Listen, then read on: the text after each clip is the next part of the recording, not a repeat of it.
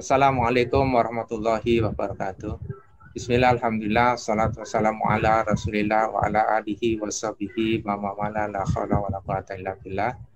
Pemirsa At-Tabghir Channel yang dimuliakan Allah, kita ketahui bahwasannya Joe Biden telah terpilih menjadi Presiden Amerika yang nanti dipastikan akan menggantikan Trump. Meskipun polemik pemilihan itu masih berlangsung, tetapi hampir dikatakan 99% Joe Biden akan diangkat menjadi Presiden Amerika.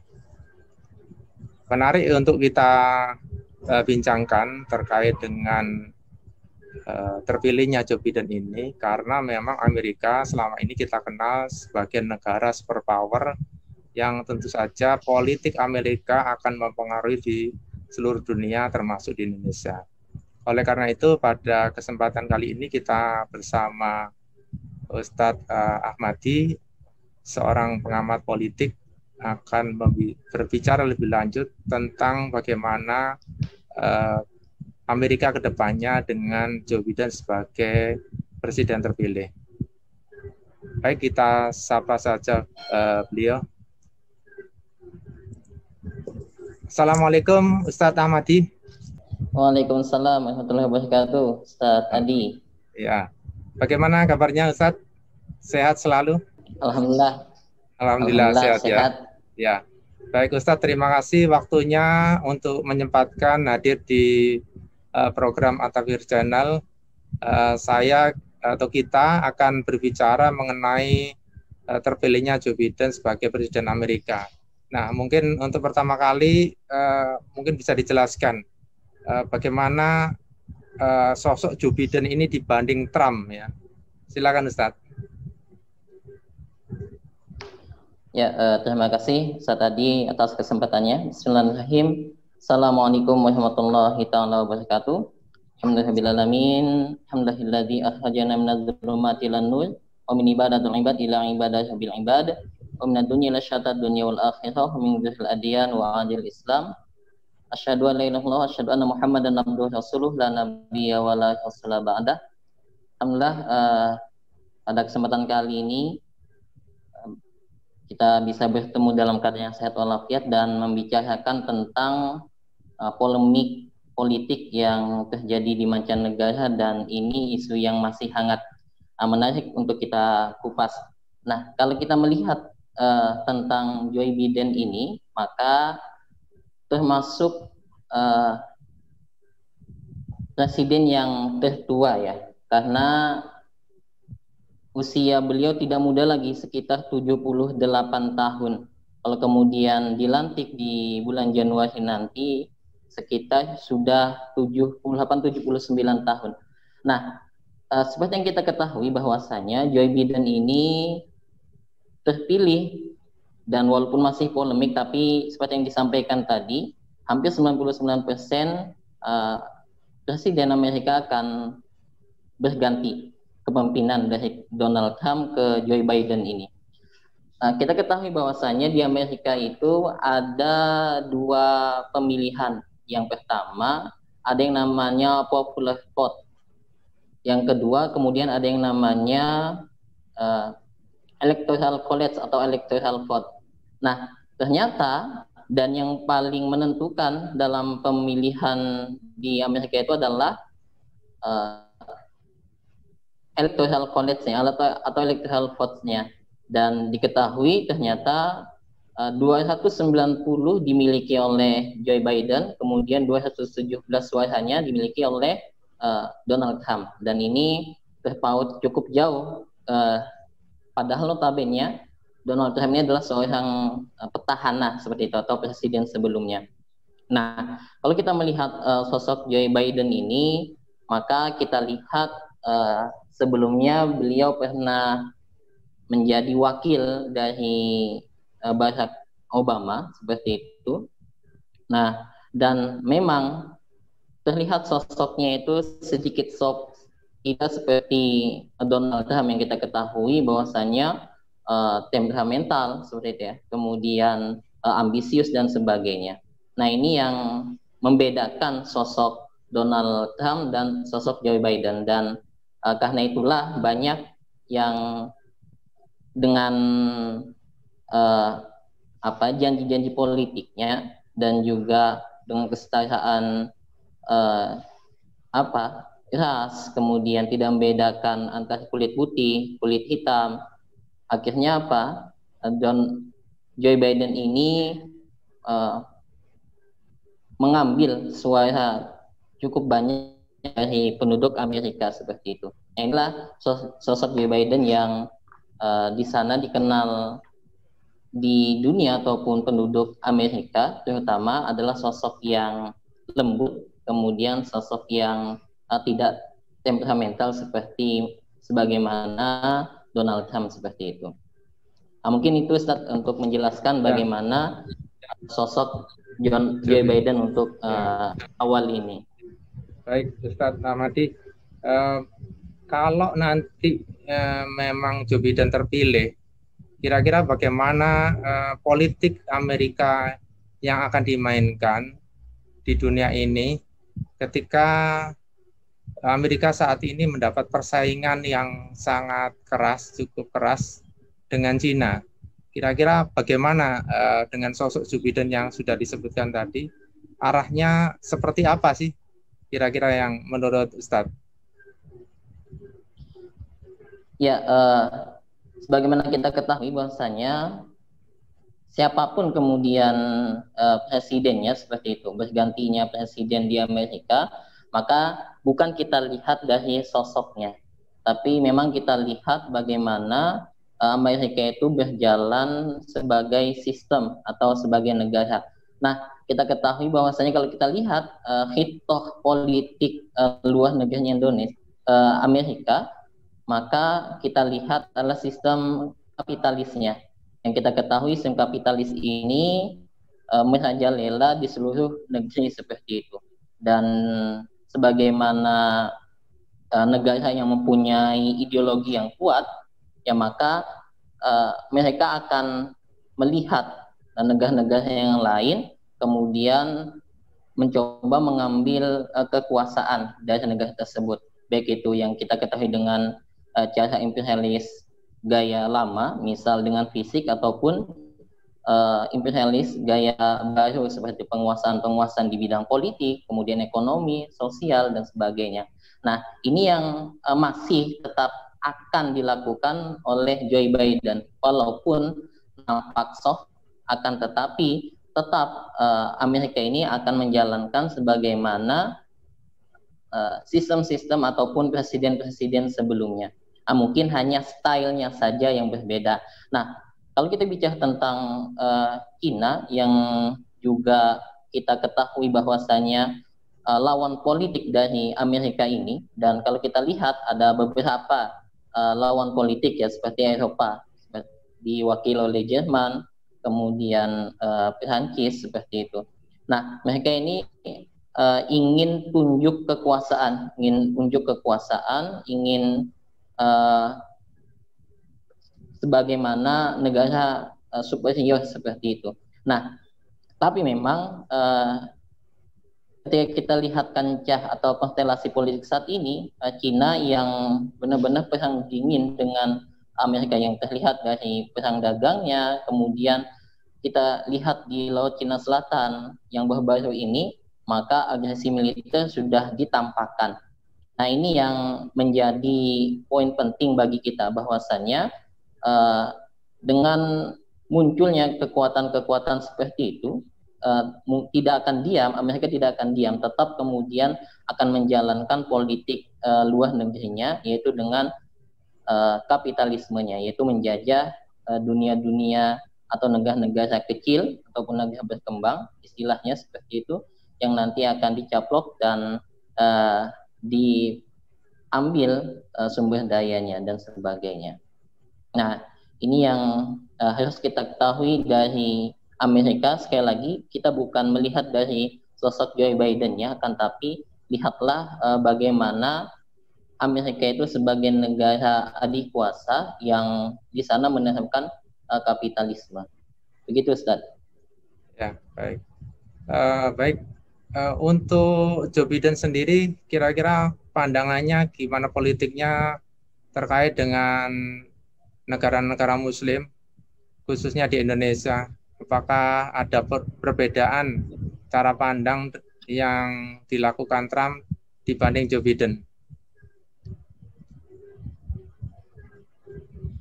Ya, nah ini yang kadang umat Muslim itu lupa. Walaupun di pidato politiknya atau yang biasanya kita sebut dengan factory speech seperti itu, beliau menyampaikan Joe Biden ini sempat kemudian mengutip hadis seperti itu, sehingga membuat mayoritas umat Muslim di sana senang, dan begitu juga umat Muslim yang ada di luar Amerika, dan melihat sosok Joe Biden adalah sosok yang religius yang bisa membuat perubahan bagi dunia Islam. Ternyata hal tersebut tidak mungkin dilakukan. Kalau kita lihat bagaimana saat tahun 2015 Joe Biden mengatakan dalam pidatonya, saya cinta Israel. Kalau tidak ada Israel, kami yang akan membuatnya. Itu yang disampaikan Joe Biden saat merayakan kemerdekaan Israel dalam pidatonya di tahun 2015. Nah, akan kita lihat, kalau kita pandang, ternyata janji-janji politik tadi yang disampaikan itu hanya sekedar janji-janji manis bagaimana demokrasi gitu ya, tidak akan bisa terpilih tanpa adanya janji-janji politik seperti itu. Nah, ternyata kalau kita lihat bagaimana Amerika terhadap dunia Timur Tengah, maka kita akan lihat ternyata ada 3 hal yang menjadi faktor mengapa tidak ada perdamaian di Timur Tengah, dan ini yang menjadi penderitaan umat Islam, karena mereka punya kepentingan di sana, yaitu yang pertama adalah menjaga sumber-sumber daya alam di sana agar tetap dikendalikan. Yang kedua adalah agar tidak muncul kekuatan politik Islam, dan yang ketiga adalah jaminan terhadap Yahudi seperti itu. Nah, ini yang menjadi faktor penting sehingga kita tidak akan mungkin melihat dunia Islam itu berubah di tangan Joe Biden, malah sebaliknya. Nah, kalau kita ketahui bahwasanya politik Amerika tahu bahwasanya Islam itu adalah potensi ancaman yang terbesar seperti itu, sehingga mereka hanya ada dua keinginan, yaitu membungkam ataupun menjadikan Islam itu sejalan dengan mereka, dan ini nampak terjadi. Kalau tidak bisa, maka Islam akan dibungkam, atau ketika tidak mau dibungkam, maka Islam diinginkan sejalan dengan mereka. Ini yang sesuai dengan penelitian Hancock Corporation seperti itu, sehingga muncullah politik belah bambu, sehingga Islam moderat seperti itu akan di-guide mereka dan sebagainya. Nah, ini yang menjadi ancaman bagi umat Islam.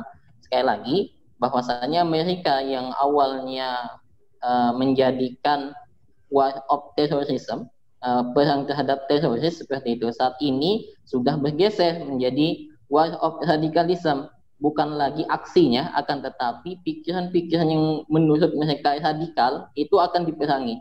Nah, ini yang akan dijalankan oleh Joe Biden sebagaimana presiden-presiden sebelumnya. Sekali lagi, tapi kalau kita melihat sosok Joe Biden ini, dia akan melakukannya dengan soft, tidak seperti Donald Trump mungkin ya sebelumnya yang ambisius, kemudian temperamental seperti itu. Itu yang akan terjadi pada dunia Islam saat ini. Ya, jadi tidak ada baik. Jadi sebetulnya tidak ada perubahan secara mendasar ya politik dari Amerika, karena Joe Biden itu membawa dari ideologi Amerika itu sendiri yang imperialis ya. Baik Ustadz, ini terakhir Ustadz, pertanyaan terakhir. Jadi apa yang harus kita lakukan, kita sebagai negara Muslim terbesar bagaimana harusnya sikap Indonesia menghadapi politik Amerika yang bersifat imperialis seperti itu, Ustaz? Ya, ini yang seharusnya dipikirkan oleh umat Islam saat ini.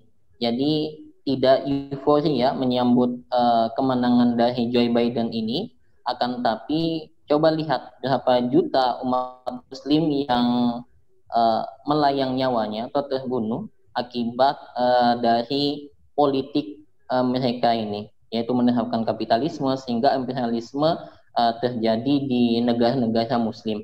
Nah, bagaimana kemudian sikap kita terhadap serangan-serangan ini ataupun kebijakan-kebijakan tersebut?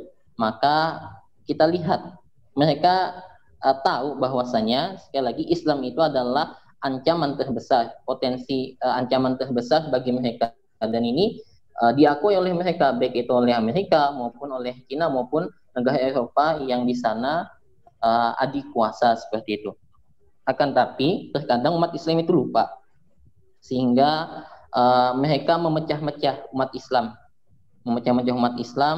sehingga umat Islam tidak bersatu. Nah, ini dia, karena tidak ada persatuan itulah akibatnya mudah kita itu untuk diadu domba.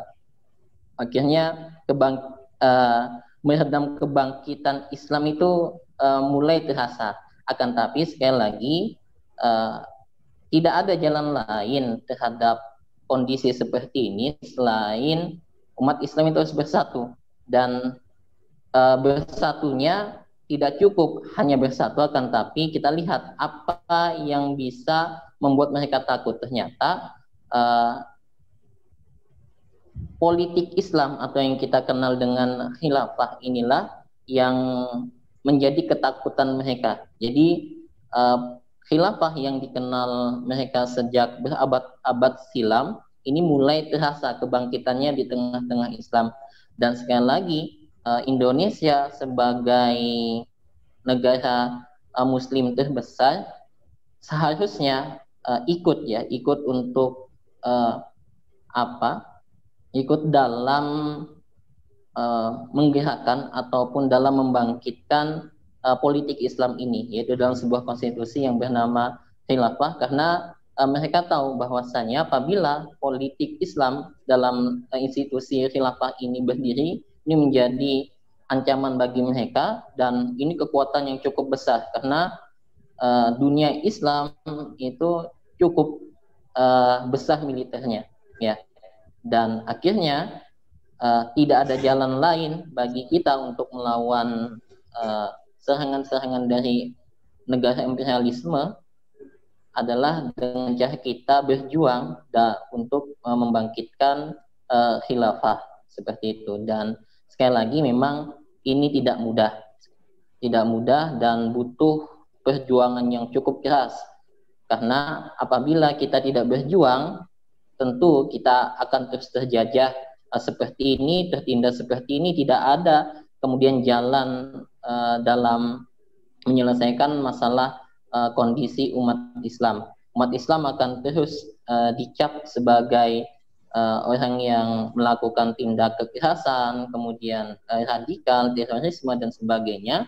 Nah, sekali lagi kita harus bersatu, bangkit, dan tidak ada, dan kebangkitan itu harus kita dukung dengan juga bangkitnya politik Islam di bawah naungan khilafah seperti itu. Mungkin itu Ustaz yang harus dilakukan oleh umat Islam saat ini, dan khususnya Indonesia sebagai umat negara Muslim terbesar di dunia. Baik, terima kasih Ustadz Ahmadi atas analisa dan paparannya. Pemirsa At-Tafsir Channel, demikianlah bincang kita dengan salah seorang pengamat politik, Ustadz Ahmadi, yang membincangkan bagaimana prospek politik Amerika setelah nanti terpilihnya Joe Biden. Demikian dari kami, semoga bermanfaat. Bila taufiq wal hidayah, wassalamualaikum warahmatullahi wabarakatuh.